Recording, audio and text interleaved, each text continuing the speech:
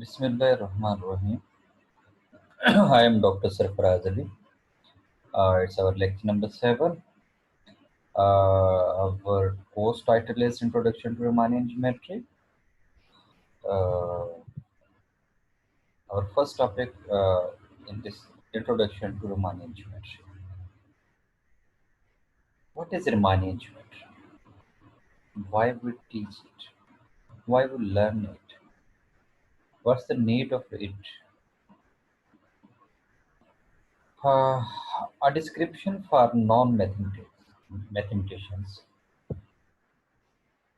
Riemannian geometry is a generalization of differential geometry. Actually, differential geometry studies the geometry of curves and surfaces using calculus and linear algebra. Further, Riemannian geometry studies smooth manifolds using Riemannian metric. For example, as a definition, if we call it, it is the branch of differential geometry that studies the Riemannian manifolds, smooth manifolds with the Riemannian metric, that is with an inner product on tangent space at each point that varies smoothly from point to point. This gives in particular local notion of angle, length of curves, surface, area and volume. This is sometimes elliptic geometry is also called Riemannian geometry. Riemannian geometry was first put forward in generality by Bernhard Riemann in 19th century. He was a German mathematician, I guess. Okay, what is Riemannian geometry? A description for non-mathematicians. Riemannian geometry is a generalization of differential geometry. Differential geometry studies the geometry of curves, surfaces using calculus and linear algebra. Riemannian geometry studies smooth manifolds using Riemannian metric. Concepts in Euclidean geometry have natural analog in Riemannian geometry.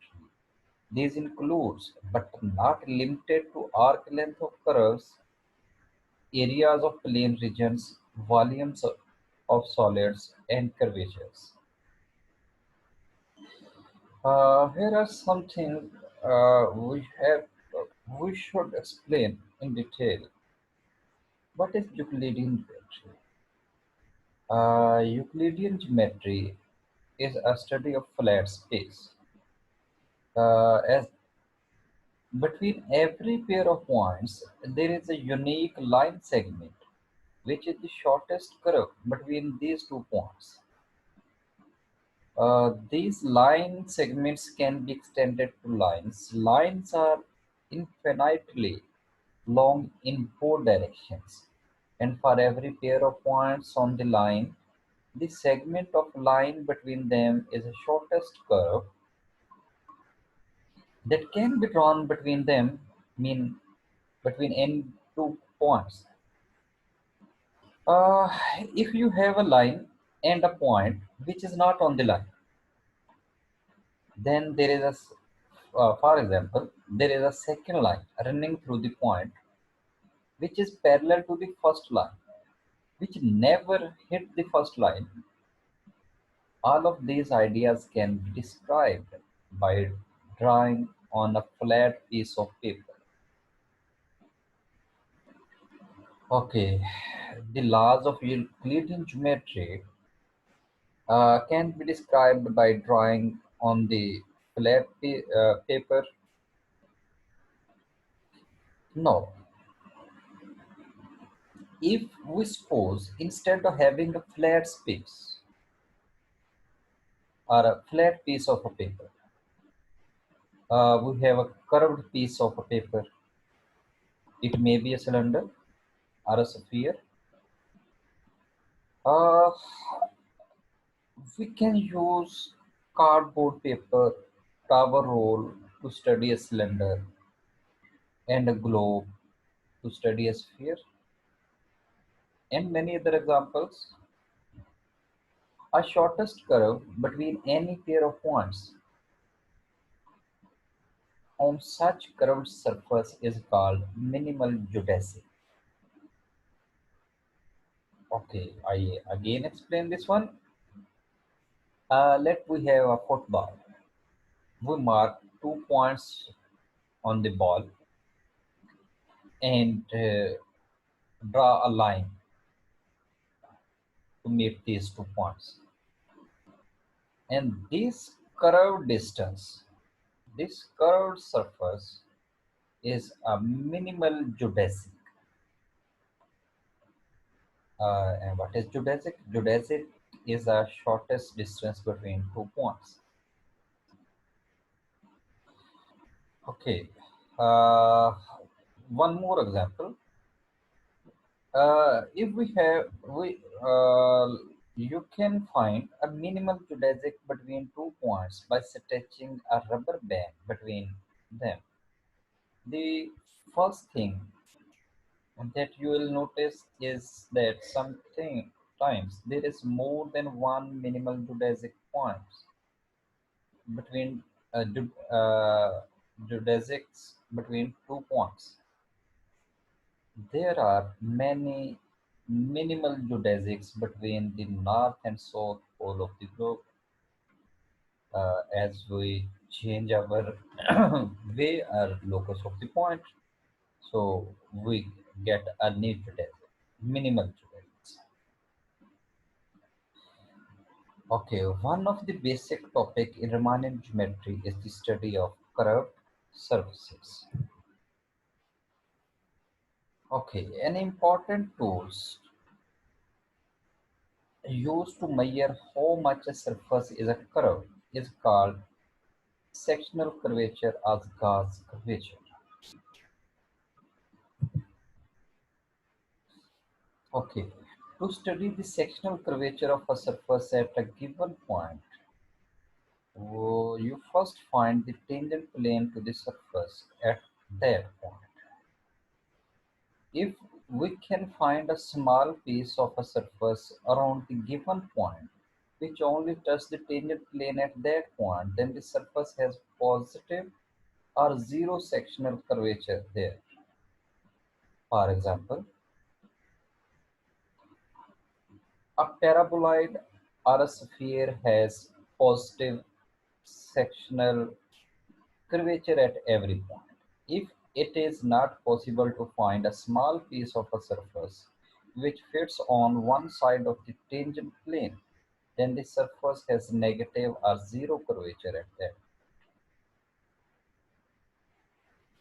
Okay. Application of Riemannian geometry. There are hundred many applications of Riemannian geometry which we can find in literature. Few of them are here. For example, first of all, Einstein used it and its generalization, Finsler geometry, to formulate general relativity theory. It impacted group theory, representation theory analysis, algebraic and differential topology, and more recently, statistics.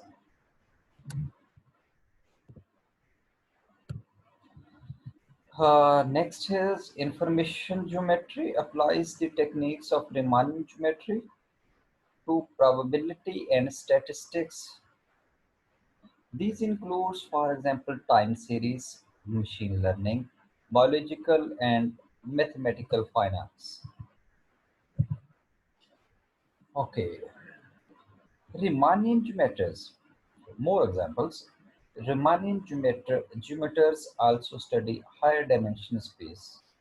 The universe can also be described as three-dimensional space. Near the Earth, the universe looks roughly like three-dimensional Euclidean space.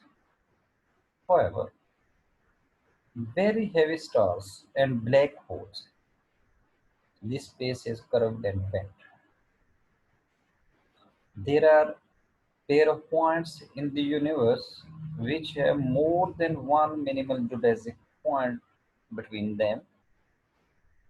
The Hubble telescope has discovered points which have more than one minimal geodesic between them and the points where the telescope is located.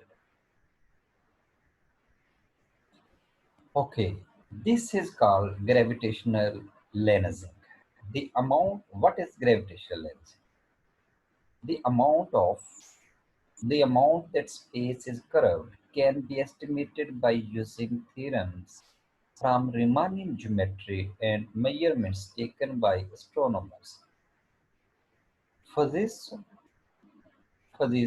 believe that the curvature of the space is related to gravitational field of a star, according to partial differential equations called Einstein equations.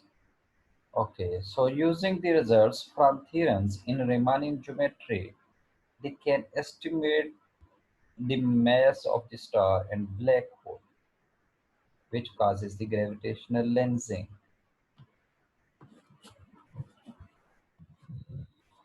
Okay, next. Why Riemannian geometry? One of the main notion of Riemannian geometry is the notion of connection. What connection?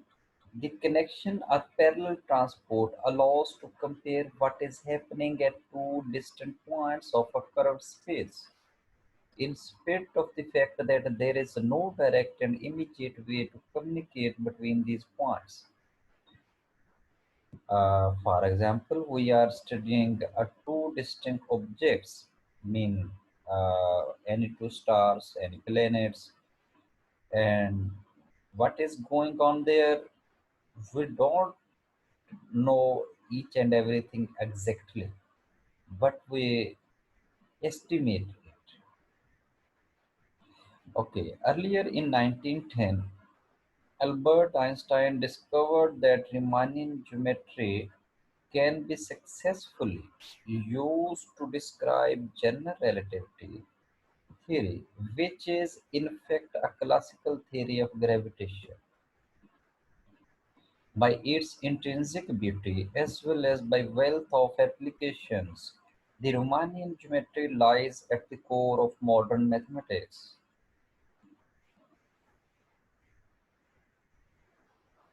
Okay, one kind of theorem Riemannian geometers are looking for today is a relationship between the curvature of space and shape.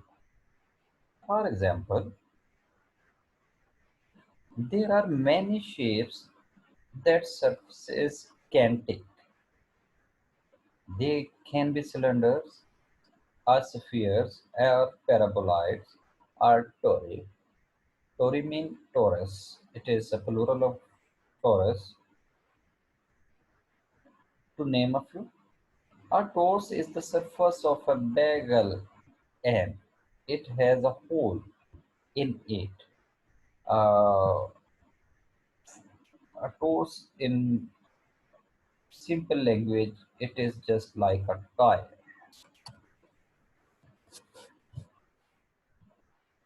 Okay. Uh,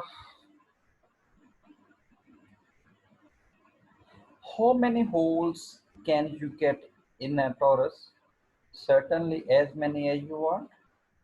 If you string together infinitely many bagels, then there will get a surface with infinitely many holes in it. Mean just like a rings, a series of rings. Now, suppose you make a rule about how the surface is allowed to bend.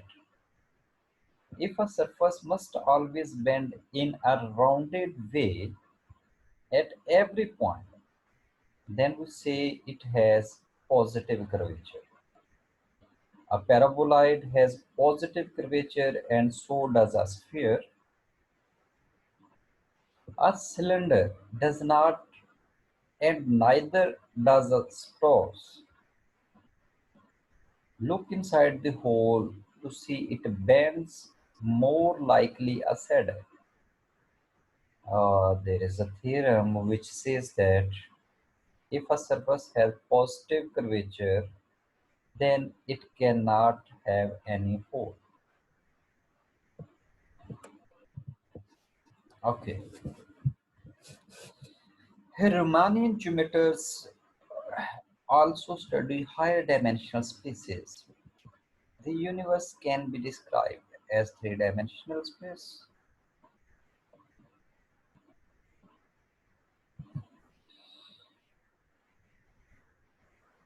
Okay, one kind of theorem Riemannian geometers are looking for today is a relationship between the curvature of a space and its shape.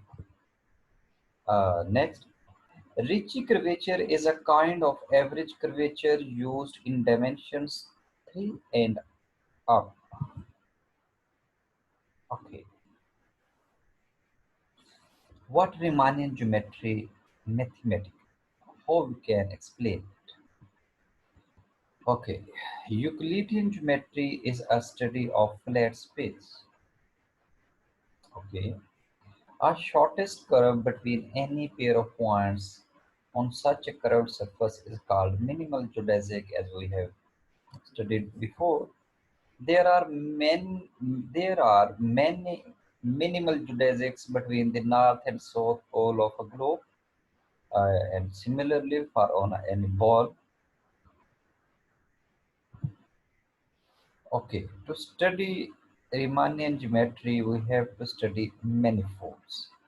In general language, a surface on which we perform differential calculus is called manifold. What is manifold? Manifold, a usual surface on which we perform differential calculus is called manifold. And in as a definition, we call it in mathematics, a manifold is a topological space that locally resembles Euclidean space near each point. More precisely, each point of an n-dimensional manifold has a neighborhood that is homomorphic to Euclidean space of dimension n. In this more precise terminology, a manifold is referred to as an n-dimensional manifold or n-manifold.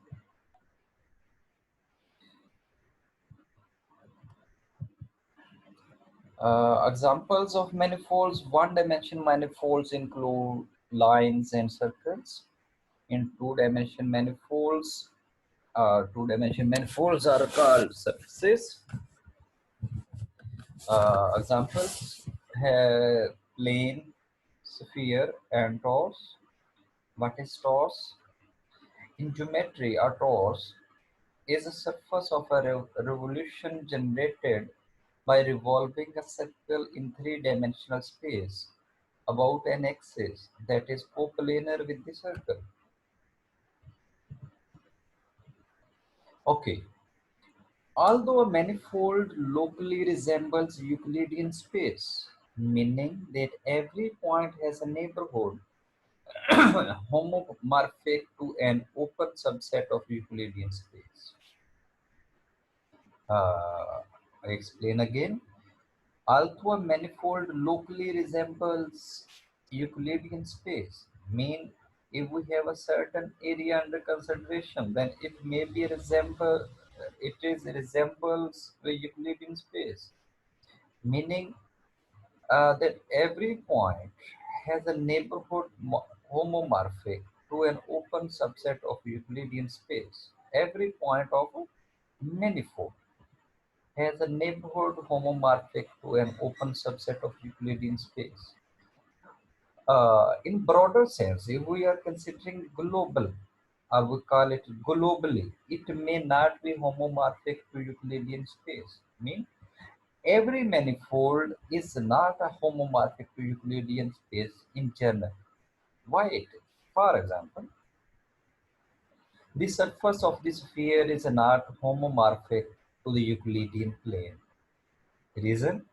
Because among other properties, it has the global topological property of compactness and that Euclidean space lacks.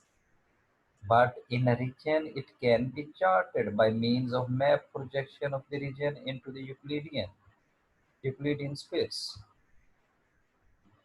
Uh, what is Riemannian manifold, a smooth manifold, or Riemannian space?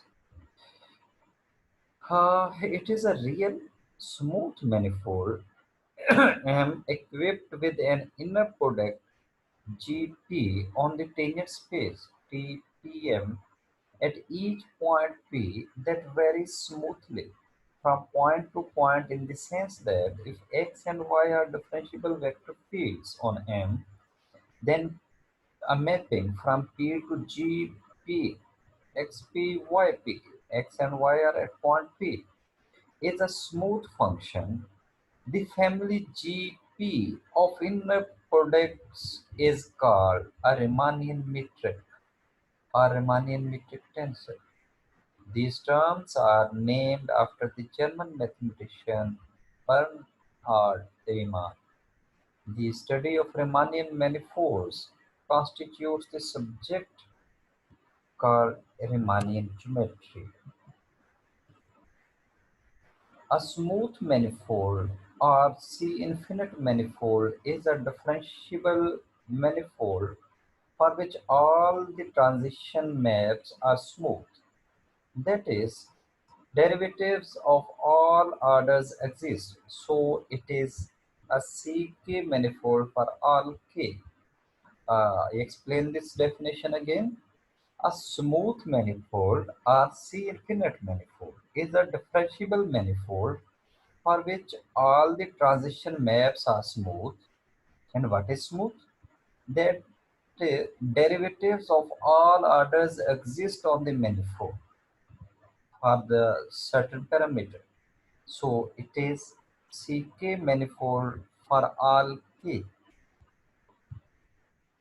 Okay, it is a brief introduction of the subject Riemannian geometry. If you know, for detailed reading, you visit the Wikipedia, the title Riemannian Geometry. Uh, I hope